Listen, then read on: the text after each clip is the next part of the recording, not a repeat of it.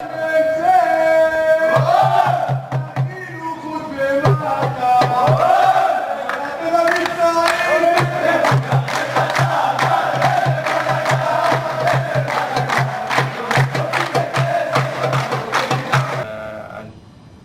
soldier in the IDF, Israeli Defense Forces.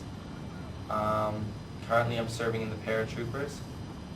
I've been in the Army about 2 years and 3 months now. I was one of the first soldiers to one of the first battalions, part of one of the first battalion to go into Lebanon to cross the border. We went in about a week after the bombing started, when all the forces started going in. I was in Lebanon for about 3 weeks. We went into a few places, places you might know from the war, Bin Jabil, Shab, I don't know if they ring any bells. In one of the battles I was injured, in Shab later on. I guess I'll tell you guys a little bit about that.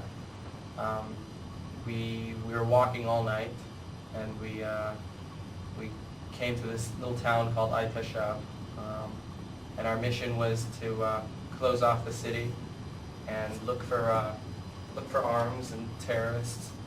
We got in about 6 in the morning, and we'd been walking all night, so we went to sleep.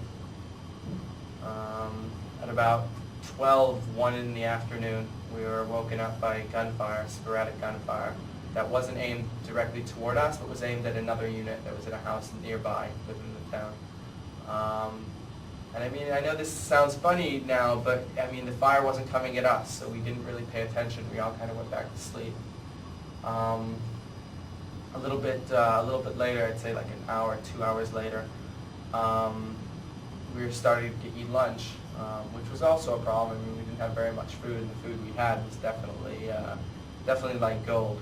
You know, we looked forward to those once-a-day meals of what would it be, corn and tuna. And so we were eating lunch, and all of a sudden, almost right where I'm sitting now, from here, right here, a rocket came into the wall. I guess if I'm sitting here, it would be right here. And it blew up the wall, and the whole room we were in, just a small room, filled up with smoke.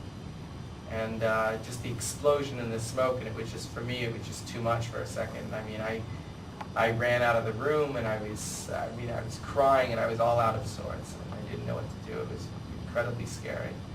And one of my friends, another soldier who came from America to do this, grabbed me and said, "Yehuda, you need to keep it together." You know, shook me like this and said, "You need to stay strong. This is what we came here for." And here we are. We're in a war. You have no better time to defend the state of Israel than now. You know, start defending. And so, I mean, I think it was at that point that I really kind of snapped into being a soldier, if you will. I mean, soldiers talk about that point where they realize what they have to do, you know, and they cease to be scared, and training takes over. That's what happened to me. And so I ran to one of the windows, which was taking fire, and I started shooting back. And I called to another one of my friends who was a machine gunner, and I needed him to come over to shoot at the targets so that I could come out of the window and look and see where they were. So another soldier came voluntarily to do the Army. He gets up and he starts shooting, and a grenade goes off. He gets shrapnel in his face, and he goes down. From the room that I had gone into, 7 or 8 people were injured. I mean, and this is so hard. You have a unit that's made up of 20, 25 people, and you just see all your friends. You know, you have the guy who's the joker, and the guy who's the guy who always takes life too seriously. And, you know, they're all the types of people, and they're all injured. You know, and they're all crying, and they're all bloody, and it's hard. But I continued to shoot,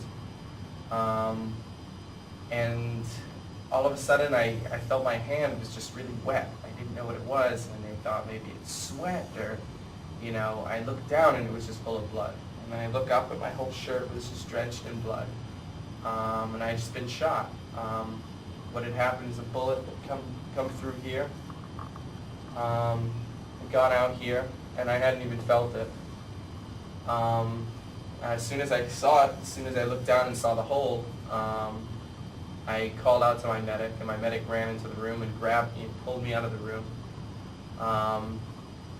Took me into another room which was supposedly safer, although in the house that we were in there was no safe. Even the medevac room was getting shot at.